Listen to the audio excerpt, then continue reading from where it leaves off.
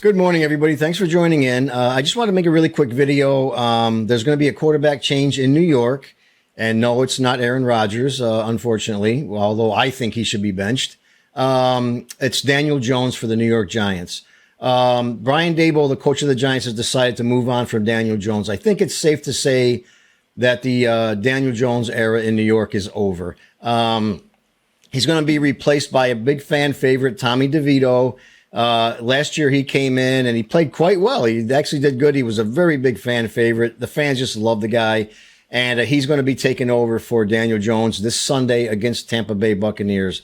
And actually, Drew Lock is going to back up Tommy DeVito, which makes Daniel Jones the third string quarterback. Also makes him inactive for the game this Sunday. He'll actually be inactive as a third string quarterback. Now, I think this is a good move for the Giants. I don't watch many Giant games as I've said in past videos. However, I have been watching the Giants when I can, and I see that I kind of feel sorry for Daniel Jones. It looks like he's really trying out there. He scrambles when he has to. He's trying, and he doesn't have a whole lot of talent wrapped around him on that team. But the fact of the matter is, this day and age in the NFL, the quarterback takes all the heat. He takes all the blame for everything. When a team wins a game, it seems like the quarterback gets all the accolades for it. It's all him. If they lose the game, it's all his fault. And the Giants right now are just abysmal, 2-8. They're just having a terrible season. Their season is basically over. So I give the coach a lot of credit for making this change. It shows me that he still cares about the team and wants to win. He doesn't really care about a draft position, because if he did, he would just let Daniel Jones run it out and just, whatever happens at the end of the season, let's get our draft pick. It kind of shows me that he does give a shit about the season and the team and the fans. Let me just run over a couple of stats with you real quick about Daniel Jones. The Giants are 24, 44, and 1 when Jones has been the starting quarterback in New York.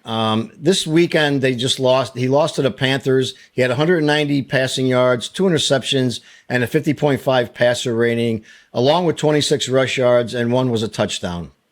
And Daniel Jones himself called the performance not good. We came up short and blah, blah, blah, which is great for him to acknowledge the fact that he didn't play good enough. The team itself came up short. So, give him credit for at least taking the blame. And this season, Daniel Jones has completed 63.3% of his passes for 2,070 yards, 8 touchdowns, and 7 interceptions.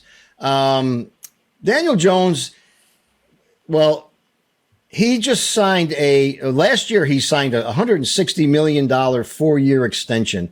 I don't know how much money of that is guaranteed. I didn't really look into it that much. I'm sure probably half of it is guaranteed. So I'm sure Daniel Jones is going to be fine before we all start to shed tears. He's going to be better off than the rest of us are. Don't worry about that.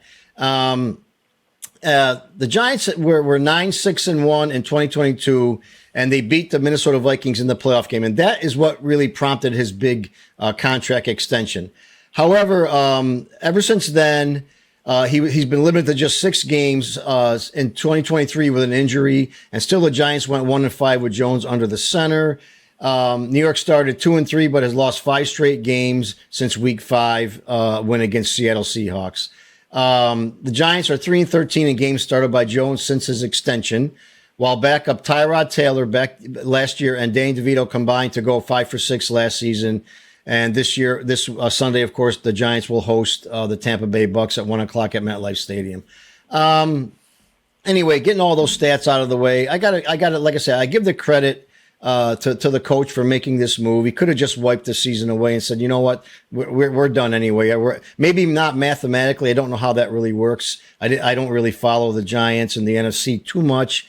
But if they're not mathematically out of the playoffs, they're pretty close. They are in a very weak division, except for the Commanders, the Giants. The Cowboys and all those guys are just, everybody's struggling. Eagles are kind of coming around a little bit.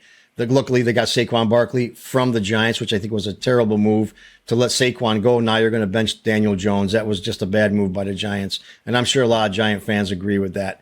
I guess we'll see what happens with Tommy DeVito moving forward. I almost said Danny DeVito, believe that. With Tommy DeVito moving forward, I like the kid. He brought a lot of excitement to the fans, to the team.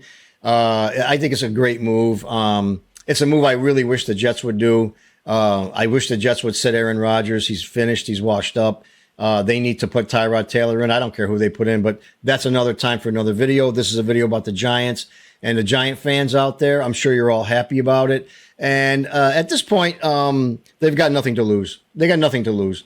So leave me a comment below. Let me know what you think about the move. Do you think it's a good move? Do you think Daniel Jones should get all the blame, basically, for the team failing? And leave me a comment. Let me know what you think. Let me know what your ideas are. And hit that like button if you enjoyed the video. And don't forget to subscribe to my channel. It helps me out a great deal. I appreciate everybody, and I'll be talking to you all soon. Bye now.